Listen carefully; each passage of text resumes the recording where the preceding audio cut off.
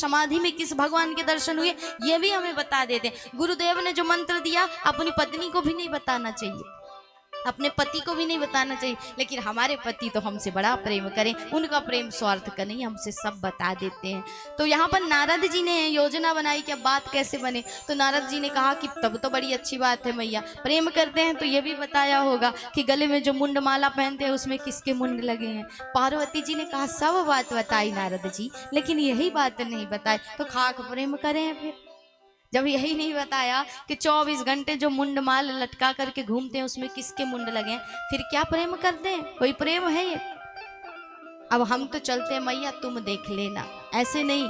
नित्य प्रति जब नाथ आते हैं ना तो आरती लेकर के खड़ी होती हो, सुंदर सेवा करती हो, चरण पर गिर जाती हो, लेकिन आज ऐसा मत करना। मलिन वस्त्र पहन लेना, वचन ले लेना और फिर पूछना, और जब पूछने को बोले ना तब फिर वचन लेकर के ही अपनी वाणी को प्रकट करना। अब नारद जी उपाय बता करके चले गए कि कोप भवन में चली जाओ, मलिन वस्त्र पहन लो, और भोलेनाथ जब आए तो आज कोई सेवा सत्कार नहीं, आज तो प्रभु भूखे बैठना है आपको।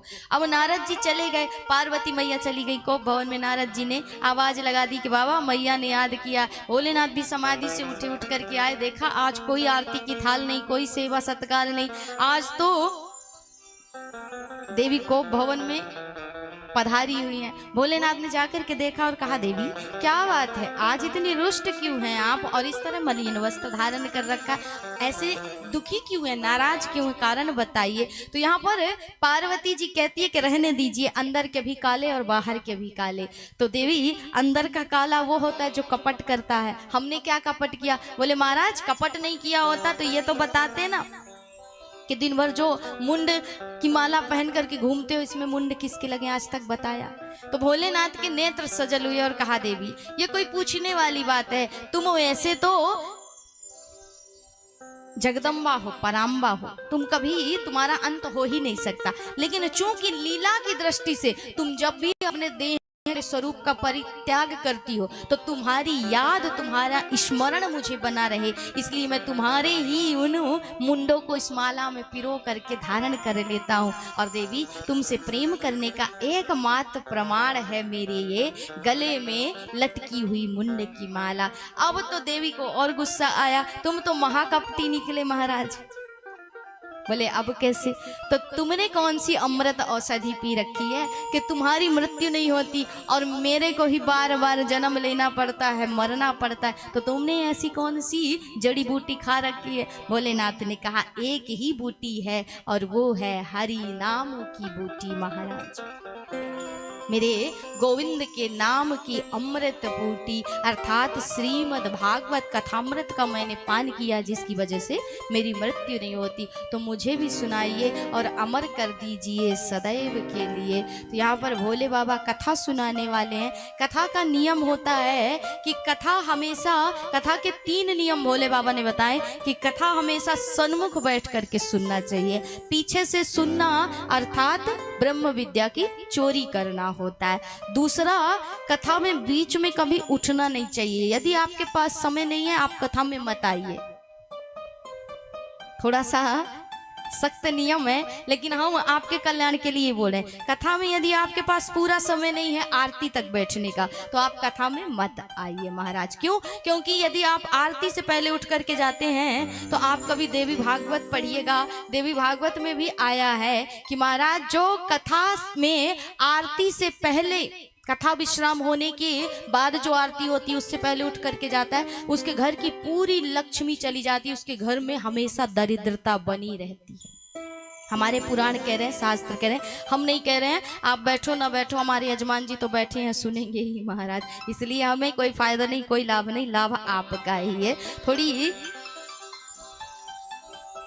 उपाय इसीलिए बता दे रहे हैं महाराज कि कथा में आरती तक का समय है तो ही आइए, नहीं तो कहीं भी कथा में आप मत जाइए, क्योंकि आरती के दर्शन किए बिना कभी घर वापस लौट करके नहीं जाना चाहिए। आरती के दर्शन करने से हमारे जीवन में जो भी दुख है, जो भी संकट है, उस सब हट जाते हैं और कहते हैं जीवन की जितनी नकारात्मक शक्तियां हैं, निगेटिविटी आपके जीवन में जो भी है, आप कहते हैं ना भूत प्रेत लगा हुआ बाधाएं हैं महाराज, ये सब बाधाएं खत्म हो जाती है। निगेटिविटी शांत होकर के आपके जीवन में सिर्फ सकारात्मक सोच ही रहता है, और जैसा सोच होगा वैसे आपके विचार होंगे, और जैसा विचार होगा वैसी वाणी होगी, और वैसा ही आपका क्रिया होगा, आपका कर्म होगा महाराज। इसलिए कभी भी बिना आरती के दर्शन के उठ करके नहीं जाना चाहिए। अब बहुत लोग चले जाते हैं तो चले जाए महाराज, हमारा तो बताना काम है, तुम्हारा जाना काम है, हम तो बांध नहीं सकते हैं। इसलिए कथा में बीच में उठना नहीं चाहिए, व्यर्थ की बात नहीं करनी चाहिए। करना ही है तो भगवान का भजन करिए, हमारे साथ गाइए आप भी, और भजन करते रहिए। तीसरी बात, भागवत की कथा में सोना नहीं चाहिए। बहुत लोग सोने के लिए आते हैं, बोले संसार में नींद नहीं आती, नींद की गोली खा खा करके भी महाराज, लेकिन कथा में बड़ी अच्छी नींद आती है। तो संसार है कांटे का बिस्तर, इसमें नींद कैसे आएगी? और भगवान की कथा है मखमल की सैया, तो नींद तो मखमल में ही आती है। इसलिए सोने के लिए ही सही कम से कम आया तो करो, नींद में ही सही दो चार शब्द राम नाम के पड़ जाएंगे तो कल्याण हो जाएगा। तो कम से कम घर में नहीं सो पाते, यहीं पर सो जाया करो आकर के, कोई बात नहीं, भगवान तुम्हारी उपस्थिति तो दर्ज कर ही देंगे कि सोने आया था लेकिन कथा में आया था। तो देवी कथा के नियम है। अब मैं नेत्र बंद करके कथा सुनाऊंगा, बीच बीच में ओम का उच्चारण करती रहना, ताकि मुझे पता चल जाए कि कथा सुन रही हो कि सो गई हो। इसलिए पहले के समय में क्योंकि संगीत नहीं होता था, भजन नहीं होते थे बीच बीच में, ताकि नींद खोली जा सके। इसीलिए कलयुग में भजन किया जाता है, बीच बीच में संगीत कर लिया जाता है, भजन गाया जाता है, ताकि निद्रा देवी हमें ग्रसित न कर ले। तो थोड़ा सा भजन कर लें, आपको भी कहीं निद्रा देवी ग्रसित न करे। कि लागी लगन मत तोड़ना, लागी लगन मत तोड़ना, हरि जी मोरी लागी लगन मत तोड़ना, लागी लगन मत तोड़ना, लागी लगन मत तोड़ना, हरि जी मोरी लागी लगन मत तोड़ना, हरि जी मोरी लागी लगन मत तोड़ना, लागी लगन मत तोड़ना, लागी लगन मत तोड़ना, हरि जी मोरी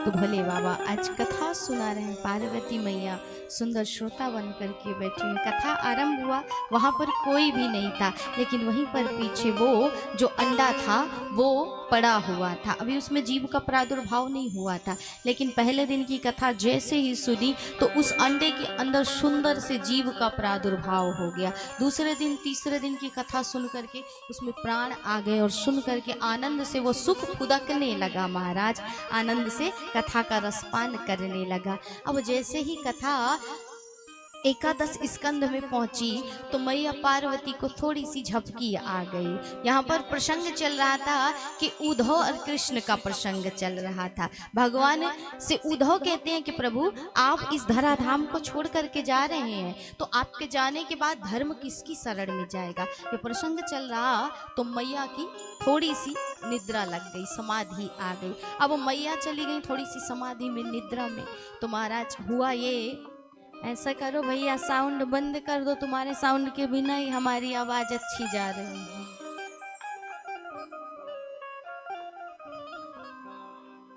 तो हुआ यूं कि मैया की लग गई समाधि। अब मैया की समाधि लगी तो ओम ओम का उच्चारण बंद हो गया। ओम ओम का उच्चारण बंद हो जाएगा तो महाराज होगा ऐसा कि कथा बंद हो जाएगी। इसलिए वो सुख जो छोटा सा था, तो सुख क्या करता है, बोले हमेशा आप किसी की नकल मत करिए। नकल करने वाले की स्थिति क्या होती, तोते से पूछिए। तोता चूंकि नकल करता है इसलिए हमेशा पिंजरे में बंद होता है, और बाज हमेशा किसी की नकल नहीं करता, किसी की कंपटीशन नहीं करता है, इसलिए कहाँ उड़ता है, बोले ऊंचे आकाश में उड़ता है, उस गगन को छूता है। इसलिए किसी की कॉपी मत करिए, आप अपनी वास्तविकता को दोहराइए। आप किसी की नकल कर सकते हो लेकिन आप किसी के स्वभाव को नहीं पा सकते, किसी के संस्कारों को नहीं पा सकते हैं।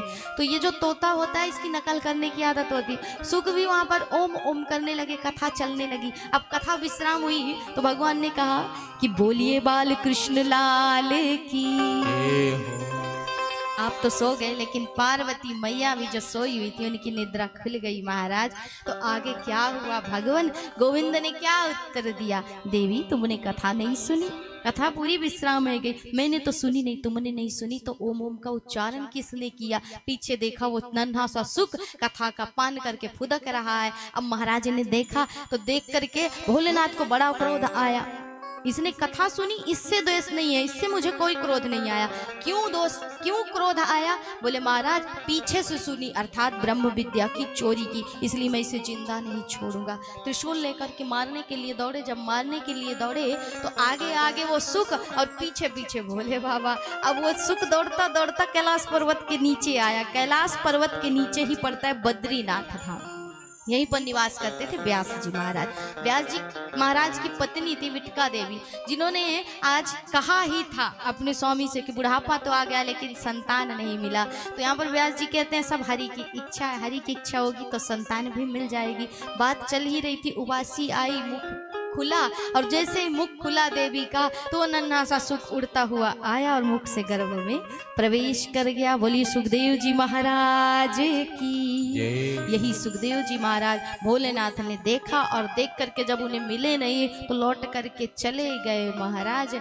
अब चूंकि बात ये थी कि व्यास जी ने कहा कि ये बताइए आप जिसे मारने के लिए आए हो, आप कहते हो उसने कथामृत का पान कर लिया। अब जिसने कथामृत का पान कर लिया उसे कौन मार सकता है महाराज। इसलिए भोले बाबा आप बड़े भोले के भोले ही रहे, इसीलिए आपका नाम भोला भंडारी है, बड़े भोले हो। तो भोलेनाथ चले गए। वही सुखदेव जी महाराज 12 वर्षों तक उस मात्र गर्भ में निवास करते हैं, जिस मात्र गर्भ को सब नरक मानते हैं, जिसकी निंदा करते हैं, उसी मात्र गर्भ को सुखदेव जी ने एक मंदिर बना दिया महाराज। वेद मंत्रों की ध्वनि निकलती थी। देवी कहती हैं, व्यास जी की पत्नी कहती हैं, व्यास पत्नी कहती हैं कि महाराज वेद मंत्रों की ध्वनि आती है मेरे गर्भ से, कोई योग, कोई संस्कारी, कोई तो दैवीय अवतार ही तुम्हारे गर्भ में होगा देवी। लेकिन महाराज आने का नाम नहीं लेता। 12वां वर्ष चल रहा है, हमें कष्ट होता है, पीड़ा होती है। तो यहाँ पर व्यास जी ने जब कहा कि बेटा सुख तुम बाहर आओ, तुम्हारी माँ को कष्ट होता है, दुख होता है, तो सुखदेव जी कहते हम बाहर नहीं आएंगे, क्योंकि बाहर आएंगे तो माया हमें पकड़ लेगी। महाराज कहा है ना कि भूमि परत भा ढाबर पानी जिम जीवे माया लपटानी, अर्थात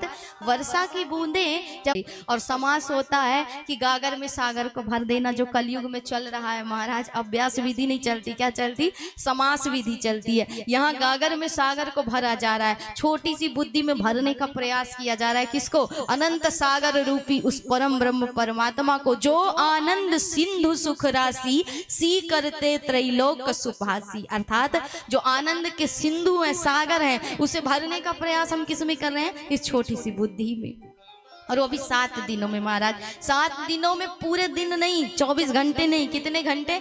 बोले 2 घंटे सुना दो महाराज कथा। 2 घंटे भी अब ज्यादा लगने लगे हैं, तो ऐसा करो कि 1.5 घंटे में ही कथा कर दो, 1 घंटे में ही कर दो। अब कुछ दिन बाद लोग कहेंगे कि ऐसा करो महाराज, सिर्फ एक भजन सुना करके कथा विश्राम कर दो। 3 घंटे कौन बैठेगा? व्यर्थ का समय कौन देगा? यही समय आने वाला है, कलयुग की वास्तविकता यही है।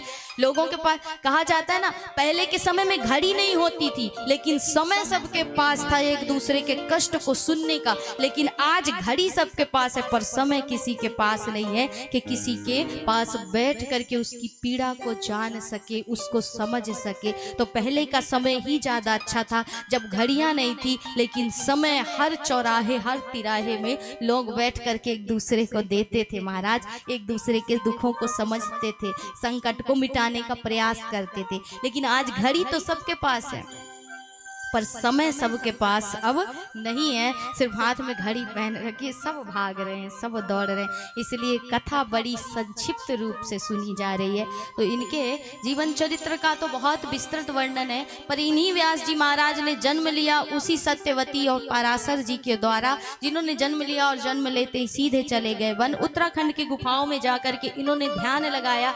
ध्यान लगा करके इनके मन में विचार आया कि लोग अपनी जीवन को व्यर्थ ही गवा रहे हैं, कुछ भी हासिल नहीं किया। जैसे आया वैसे ही संसार से चले गए, जैसे तू आया था वैसे ही जाएगा महाराज, जैसे आए वैसे ही चले गए। हंसने रोने, खाने पीने, उठने बैठने, नाचने गाने, इसी को जीवन समझ करके व्यर्थ में जीवन को गवा दिया। इसलिए उनके कल्याण के लिए क्या करना चाहिए? तो इन्होंने एक वेद के 3 भाग किए, 4 वेद हो गए, ऋग्वेद, यजुर्वेद, सामवेद और अथर्ववेद।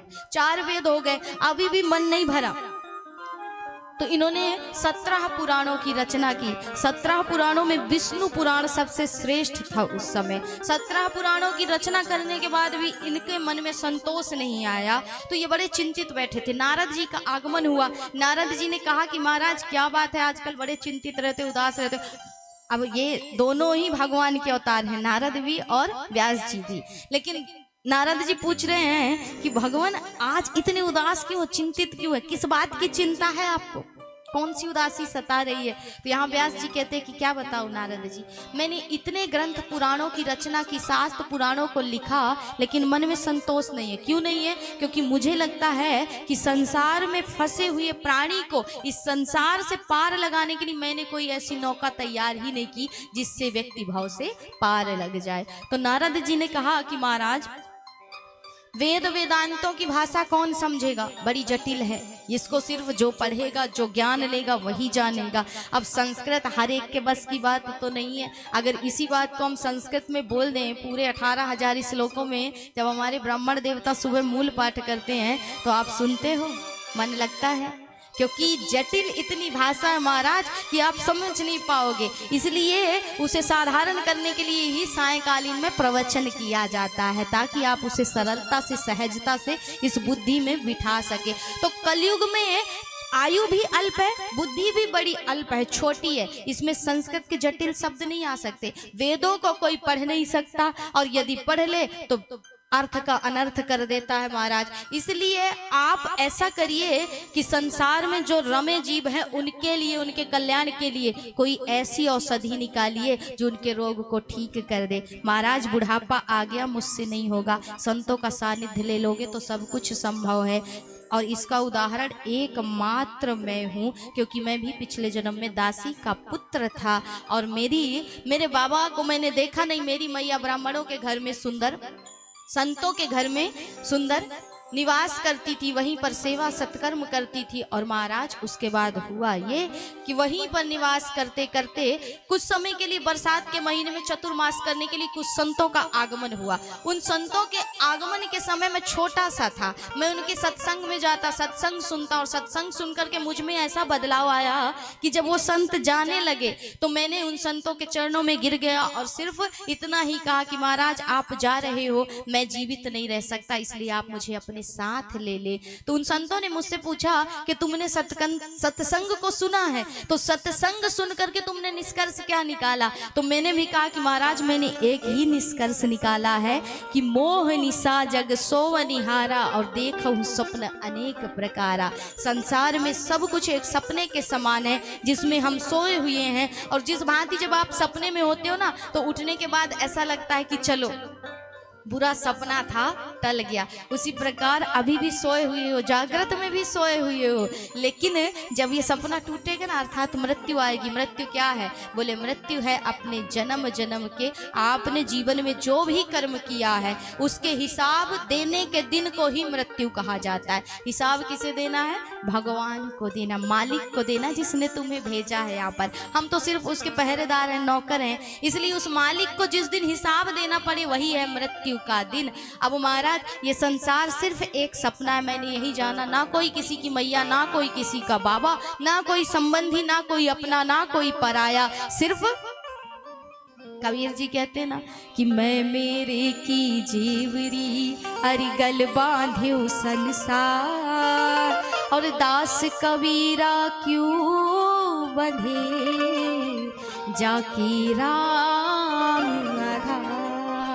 तो सिर्फ ये मैं मेरे की जेवरी ही है महाराज जिससे संसार बंधा हुआ है, बाकी कोई किसी का अपना नहीं है। मेरा निर्णय यही है कि मुझे आप अपने साथ ले चलें, अपने साथ रख लें, मैं यहाँ पर जीवित नहीं रह सकता। अब मैं जाने के लिए रोता और मेरी मैया रोती हैं किस लिए? कि मेरे बालक को लेकर के मत जाना, अगर ये चला गया तो मेरे प्राण निकल जाएंगे, इकलौता पुत्र। तो यहाँ पर संतों ने मुझे एक मंत्र दिया और उपदेश किया कि देखो मातृ देवो भव पितृ देवो भव, माता पिता सबसे बड़े देव हैं, पिता तो तुम्हारे हैं नहीं, मैया की जिम्मेदारी तुम्हारे ऊपर है। हम तुम्हें एक मंत्र दे करके जा रहे हैं, इस मंत्र का जाप करना, और जिस दिन तुम्हारी मैया संसार से चली जाए उस दिन जाना, एकांत का सेवन करना, भजन करना, ईश्वर की प्राप्ति करना। अब संत चले गए, मंत्र मुझे दे दिया, मंत्र में जपने लगा, एकांत में रहने लगा। मेरी मैया मुझे हर जगह ढूंढते आ जाती। अब मैं इस बात से परेशान था कि मेरी मैया मुझे भजन नहीं करने देती। तो मन में चूंकि ये विचार नहीं आना चाहिए, पर विचार आ गया कि अगर मेरी मैया की मृत्यु हो जाए तो बड़ा आनंद आ जाए, फिर मुझे भजन करने से कोई नहीं रोकेगा। हुआ ऐसा ही महाराज कि मन की बात ईश्वर ने सुन ली और पूरी कर दी। दूसरे दिन मेरी मैया जैसे ही सायंकालीन गाय को दूहने के लिए गई तो वहीं पर एक नाग बैठा था, उसने मेरी मैया को डस लिया, उनकी मृत्यु हो गई। मैं बड़ा प्रसन्न हुआ, दुखी भी हुआ और प्रसन्न भी हुआ। दुख इस बात का कि मेरी माँ थी चली गई, लेकिन खुशी इस बात की कि अब कोई बंधन नहीं है जो मुझे बांध सके, हरि से मिलने के लिए रोक सके। इसलिए मैंने अपनी मैया के मृत्यु के उपरांत के संस्कार पूर्ण किए और सीधे चला गया उत्तराखंड की गुफाओं में, वहां जाकर के भजन करना आरंभ कर दिया। भगवान की छवि मेरे अंतःकरण में उभर आई। भगवान को मैंने देखा और देख करके मैं बिहवल हो गया, व्याकुल हो गया, और मैंने नेत्र खोल दिए। नेत्र खोले तो वो छवि मेरे सामने से अदृश्य हो गई। मैं रोने लगा तो भगवान ने आकाशवाणी की कि अभी तुम्हारे जो सत्कर्म हैं, जो संस्कार हैं, वो अभी शेष हैं, इसलिए मैं इस जन्म में तुम्हें नहीं मिल सकता। अगले युग में जब पुनः इस सृष्टि का निर्माण होगा, ये सृष्टि अभी जल में चली जाएगी, प्रलय हो जाएगा, उसके बाद जब सृष्टि का निर्माण होगा तब तुम मेरे लाडले भक्त बनोगे और नित्य मेरे पास रहोगे, मेरे दर्शन करोगे। महाराज वही हुआ, मैंने प्रतीक्षा की, भजन करना छोड़ा नहीं। और जब पृथ्वी का अंत हुआ और दूसरे युग का आरंभ हुआ तो वही दासी का पुत्र आज नारद बन करके, भगवान का भक्त बन करके आपके सामने खड़ा है। तो संत कृपा से, गुरु कृपा से असंभव को भी आप संभव कर सकते हैं। नारद जी की ये कथा यही बात बता रही है कि कुछ भी चीज असंभव नहीं है संसार में, आप प्राप्त कर सकते हैं सिर्फ गुरु और संत की कृपा से।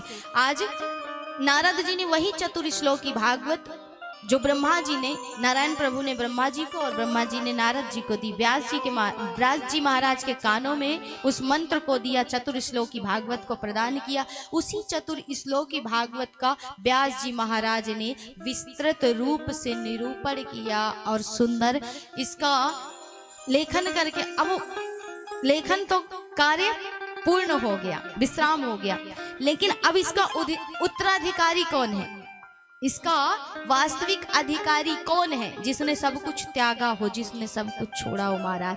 तो अपने ही मन से आवाज आई कि इसका एक ही अधिकारी है, आपका ही अपना पुत्र सुखदेव। लेकिन सुखदेव तो समाधि में है, इन्हें लाए कौन महाराज। तो अपने बालकों को सुंदर सुंदर श्लोक, भगवान के श्रृंगार रस का वर्णन करके सुंदर श्लोक रटाया और दिया और कहा, जाओ सुखदेव की जहां समाधि लगी वहीं जाकर के इसका उच्चारण करना।